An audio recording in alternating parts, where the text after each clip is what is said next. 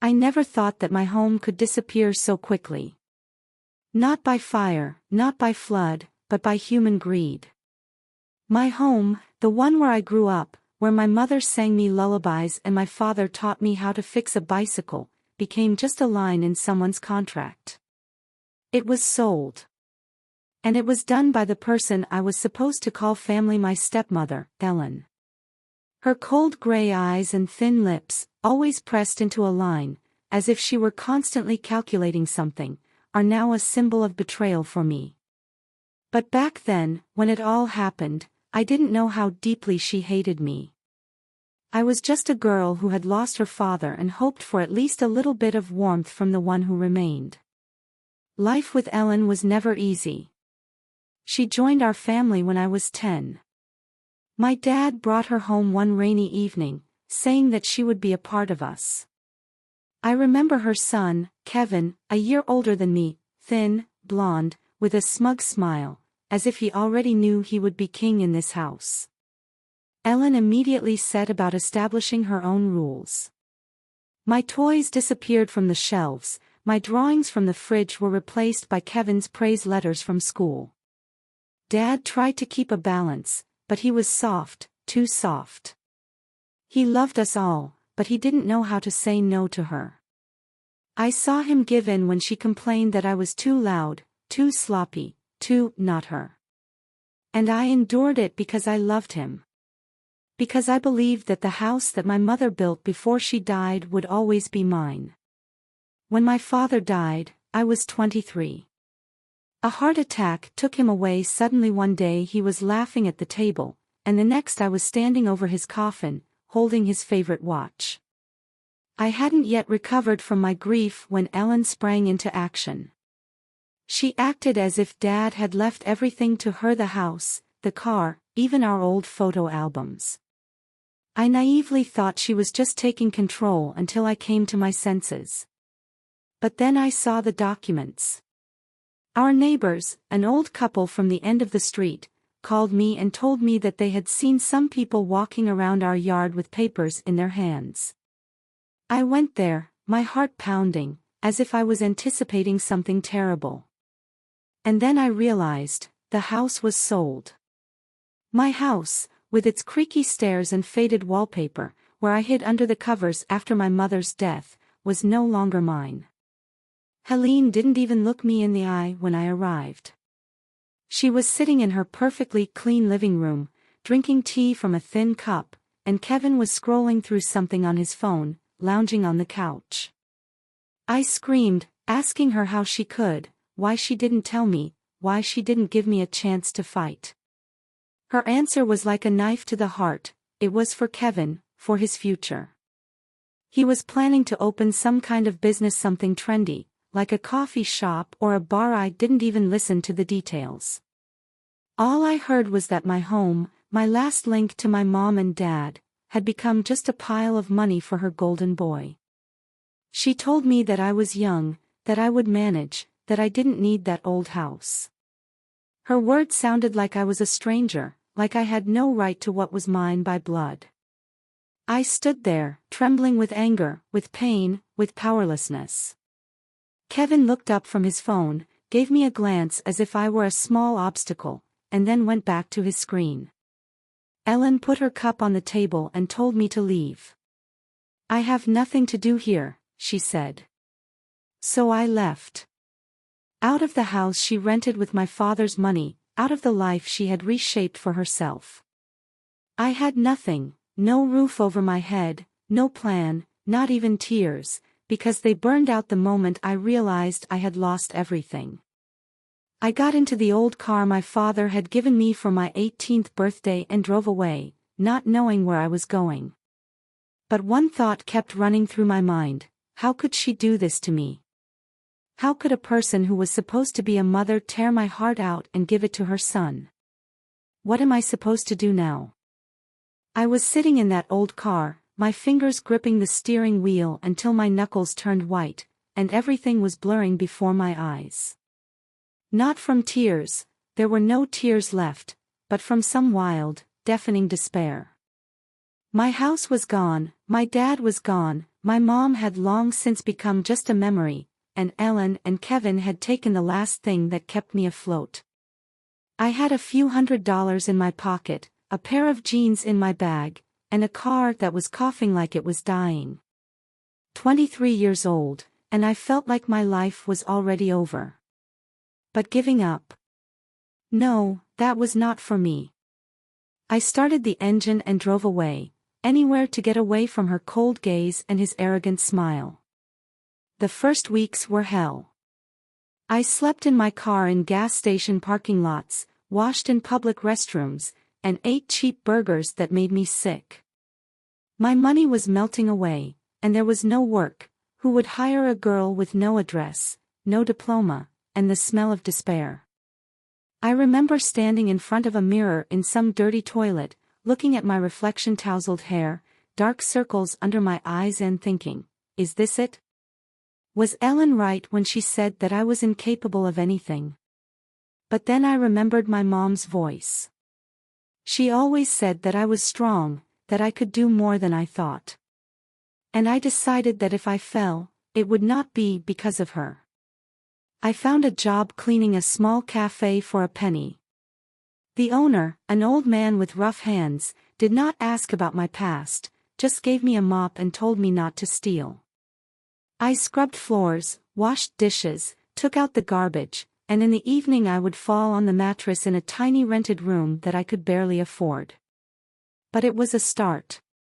I started saving every cent, even when I wanted to buy something warm or tasty. I enrolled in an evening course in marketing because I heard it was promising. I slept 4 hours a night, but I didn't stop. I didn't need revenge, not at that time. I needed to prove to myself that I would not break, that I was not the weak girl that Ellen had thrown out of the house. The years went by. I worked, studied, grew up. I started as a cleaner and became an assistant in the same cafe, then got a job in an office, first delivering coffee, then starting to manage social media for small businesses. I discovered that I had a talent. People bought what I advertised. It wasn't just talent, it was stubbornness. I knew how to fight for attention because I had been struggling to survive for years. Over time, I started my own small business, helping small companies with marketing. I started making money, not much, but enough to breathe freely. I moved into a normal apartment, bought a bed, not an old mattress with stains. Life started to get better, and I almost learned not to think about that house, about Ellen, about Kevin. But the past doesn't let go that easily. Sometimes I would wake up from dreams where I could hear the creak of that staircase, where I could see my mom's smile in the kitchen. I hated those nights because they reminded me of what I had lost. But I did not allow myself to wallow in that pain. I worked even harder, took on new projects, and rebuilt myself. It wasn't about them, it wasn't about proving something to Ellen or Kevin. It was about me. It was about the fact that I could become someone even when they left me with nothing.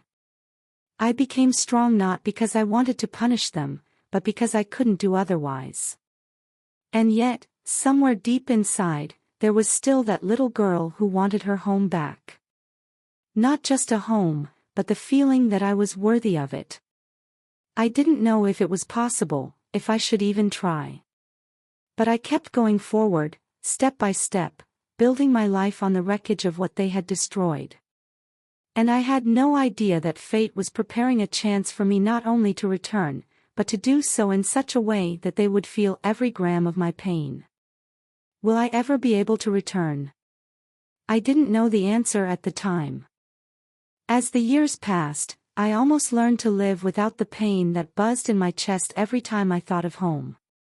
My business grew, not to the skies, but enough to allow me to breathe, buy clothes without holes, and even save a little for a rainy day. I was busy, clients, deadlines, new ideas. Life spun so fast that I rarely looked back. But fate has its own way of reminding me of itself, and one day it threw something at my feet that made my heart skip a beat, the news about them. About Ellen and Kevin. About how their perfect world began to crack at the seams. It happened by accident. I was flipping through my phone, drinking coffee in my small apartment, when I came across a post on social media from an old friend from our town. She was writing about Kevin, the same Kevin who had once proudly lounged on the couch while I yelled at Ellen. His business, the trendy bar that had grown with money from my house, had gone under. Something about bad management, debts, quarrels with partners. People in the comments were laughing, saying that he had always been too confident, that Ellen had spoiled him to the brink. I froze, holding the cup in my hands, and felt something stirring inside, not joy, not gloating, but something sharp and dark. Their fall had become real. I started digging deeper. I found articles, posts, even a couple of photos: Kevin with sunken eyes at the closed door of a bar, Ellen looking older than I remembered, slouched over and without that cold confidence. Their lives were falling apart, and I couldn't take my eyes off them. It turned out that the bar was their only bet. Ellen had invested everything she had there, hoping that Kevin would be successful, that she could brag about him to everyone. But he failed. Debts were mounting, clients were disappearing, and his reputation was melting away. And then I saw it, the ad. Our house, the same one with its old windows and sagging porch, was for sale again. I couldn't believe it. My house, which Ellen had ripped from me to give Kevin a chance, was back on the market. They must have bought it back after selling it the first time, or kept it as a backup. I didn't know the details, and I didn't want to. But now it was there, on the real estate website, with a price that screamed desperation. They had lost everything, and this house was their last card. I sat in the darkness of my apartment, staring at the screen, and felt the blood pounding in my temples. It was not just a house. It was a symbol of everything they had taken from me. And now it was lying in front of my feet, as if fate was saying, "Take it." I did not sleep that night. I walked around the room, biting my lips, thinking. A part of me wanted to forget, to turn away, to go on with my life. I had achieved a lot. I had a business, stability, pride in myself. But the other part, the little girl who once stood in front of Ellen and begged her not to sell the house, was screaming inside. She wanted it back. Not just to give it back, but to make them feel what it means to lose everything. I opened my laptop and looked at my savings. I had money, not sky high, but enough to think about it seriously. And I realized, this is my chance. I didn't know what would happen next, whether I would succeed, whether it was worth getting involved at all. But something was burning inside me, not hatred, not revenge, but something more. It was the moment when I could change the rules of the game. Their fall opened doors that I thought were closed forever. I could take back the house. I could become the one who stands above, not below. And this thought made my heart beat as if it wanted to break out of my chest. Would I be able to beat them? I didn't know yet. But I couldn't stop. I couldn't take my eyes off that ad. The house was looking at me from the screen, the old windows, the peeling paint on the porch, the tree in the yard that I had once tried to hug with my childhood hands. It had been mine, and then it became theirs, and now it was for sale, like a lost thing that no one wants to pick up. But I wanted to. I knew that this was not just a purchase, it was a blow that they would feel in their bones. And I decided, I'm taking it. Not to live there again, not for memories. I wanted them to see who I am now and what they lost when they threw me out of that life. It all started with a phone call. I called a real estate agent in a calm voice, as if I were buying something mundane, not a piece of my soul. He was polite, a little sleepy, and said that the house had been on the market for a long time, that the sellers were in a hurry. I didn't ask who they were, but I knew. Ellen and Kevin, who else? Their fall was so loud that even the agent hinted that the price was low because the owners were in trouble. I said I wanted to see it, but even then I knew I was going to buy it.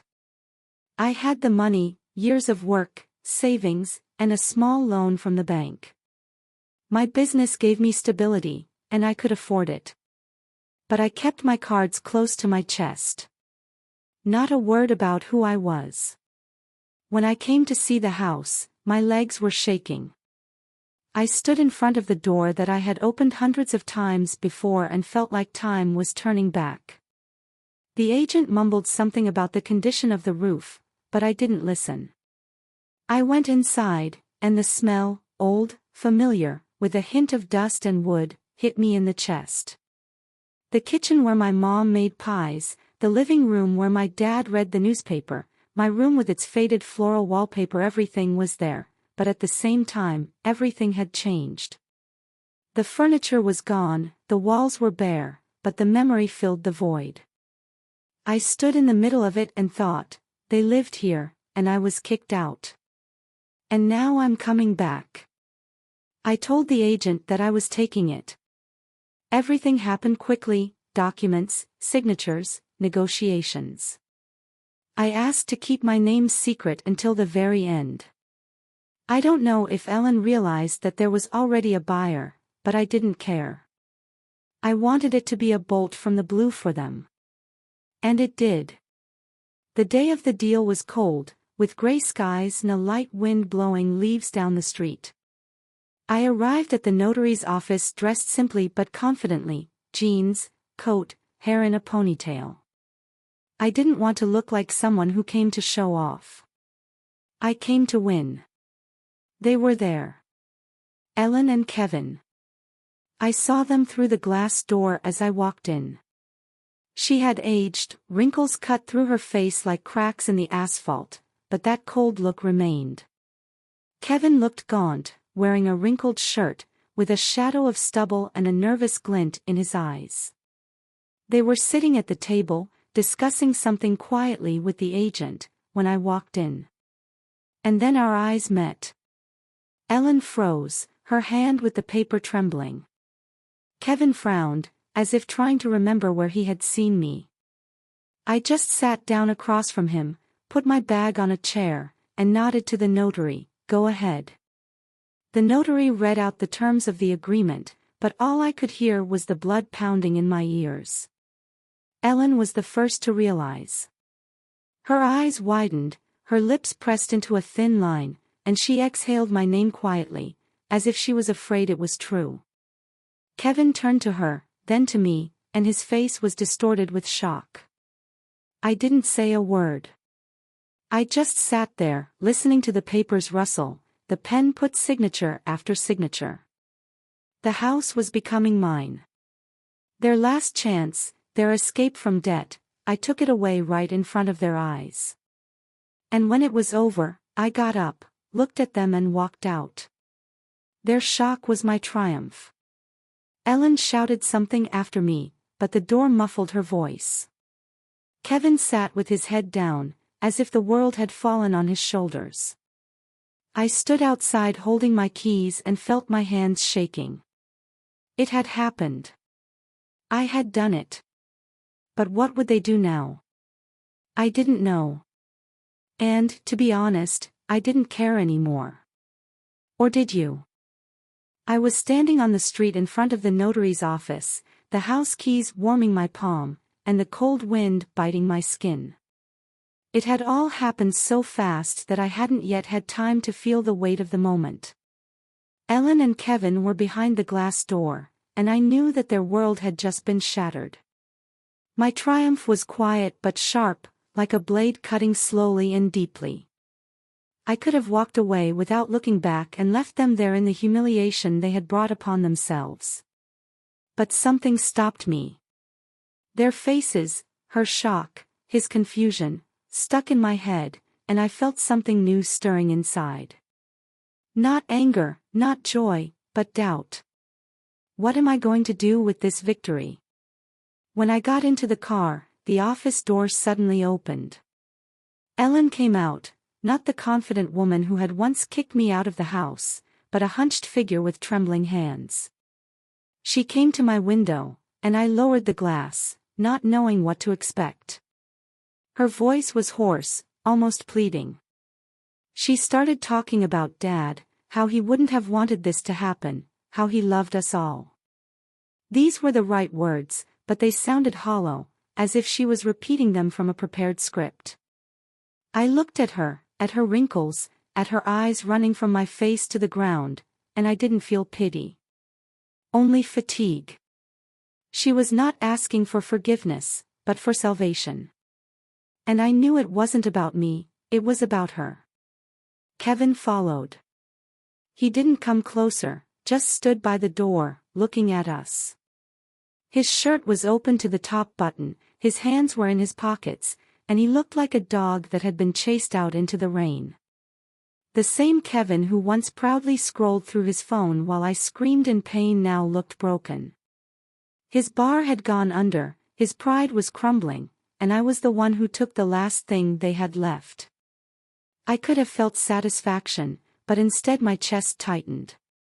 Not with pity for him, but with how far we had all come. How the family that was supposed to be united had become a pile of fragments. I sat in silence, listening to Ellen. She recalled the old days, how we ate dinner together, how my father laughed at the table. But she didn't mention how she pushed me away, how she gave my home to her son, as if I were a shadow in their perfect life. Her words were an attempt to grasp at straws, and I could see it.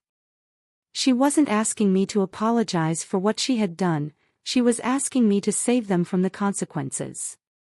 Kevin came closer, and I saw him swallowing the words he couldn't say. His eyes were empty, but something was burning in them, fear, maybe shame. He wasn't that arrogant guy anymore. He was a nobody. I could have turned around and left. I could have left them there, on that cold street, with their debts and empty hands. The house was mine, and that was all that mattered. But I sat there and thought, who am I now? The girl who once begged them not to sell the house no longer existed. I had become someone else, strong, independent, someone who could destroy them with one move. And yet I asked myself, do I want this?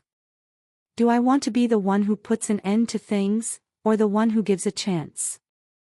Ellen looked at me, waiting. Kevin stood there like a ghost, and I held the keys so tightly that the metal dug into my skin. My victory was complete, but it didn't feel as sweet as I thought it would. I could have walked away and forgotten them forever. I could tell Ellen that she dug this hole herself and leave Kevin to his fate. But something inside me whispered, what if? What if I gave them a chance, not for their sake, but for my own? To prove that I wasn't like them. I didn't know the answer. And I didn't know what I would choose. Do they deserve a second chance? Do I deserve peace? Everything hung in the air, like the wind that drove the leaves past my car. I was sitting in my car, the house keys in my palm, cold and heavy, like a stone pulling me down. Ellen was standing by the window, her voice trembling, but no longer pleading, it had simply fallen silent, as if she realized that words would not change anything. Kevin stayed behind, his figure in a crumpled shirt swaying in the wind like a shadow that didn't know where to go. They looked at me not with anger, not with hope, but with a kind of empty resignation. And I knew, this was my moment. Not just to return the house, but to decide what I would leave behind in their lives. But what did I want to leave behind? Ruins or something else? I slowly looked up at Ellen. Her face, once so stern and unwavering, was now just tired. She had aged not because of time, but because of her choices, the way she had put Kevin above all else, the way she had snatched my home from me, the way she had lived as if I didn't exist. I could have told her everything that had been boiling inside me for years, how her coldness crushed me, how her greed stole my memories. But I didn't say anything. Because words were unnecessary. She already knew she had lost. And I knew I had won. There was no point in screaming into the void. Kevin took a step forward as if to add something, but stopped. His eyes, once full of contempt, now avoided my gaze. He was no longer the golden boy that Ellen had coddled and protected. His bar had burned down, his self-confidence melted away, and I stood before him not as a victim, but as the one who had taken the last of him. I could have felt triumph, but instead I felt silence. A deep, heavy silence that filled the space between us. And in that silence I realized, I don't want to be their judge. I don't want to carry this burden. I started the engine. Ellen stepped back from the window, her hands dropping helplessly. Kevin raised his head but did not follow me. I looked at them one last time, at this strange, broken semblance of the family that had once been mine. And I left. Not quickly, not angrily, but calmly, as if I were letting go of something I had held on to for too long. The house was mine. They stayed on the other side of the door, just as I had stayed when I was kicked out. But now everything had changed. I didn't give them a chance, but I didn't destroy them completely. I just left. As I drove away, the road stretched out before my eyes, gray and endless. The keys were on the seat next to me, and I knew I had made my choice. Not out of mercy, not out of revenge, but out of some cold, pure confidence. I took back my house, I took back my voice, I took back what they had stolen. But I did not return to them. They were ghosts of the past, not my enemies, not my family, just people who no longer had power over me. And that was my real triumph. I was driving and thinking about what would happen next. The house was empty, waiting for me, but would I want to go back there? Would I be able to walk up those stairs again, sit in that kitchen without feeling pain? The victory was mine, but it did not fill the void. It gave me strength, but not peace. And I didn't know if I would ever find it. Would this wound that had been bleeding for years ever heal? Will I be able to look at that house one day and see something new, not a loss? The road was humming under the wheels, the wind was rattling the windows, and I was driving forward. Ellen and Kevin disappeared from my sight, from my life. I didn't know what would happen to them, and I didn't want to know. They got their defeat, and I got my freedom. But freedom did not feel like I had imagined. It was quiet, bitter, open. And I knew that I still had a long way to go, not to them, not to my home, but to myself. I had won. But what did it mean? There was no answer. And maybe there never will be.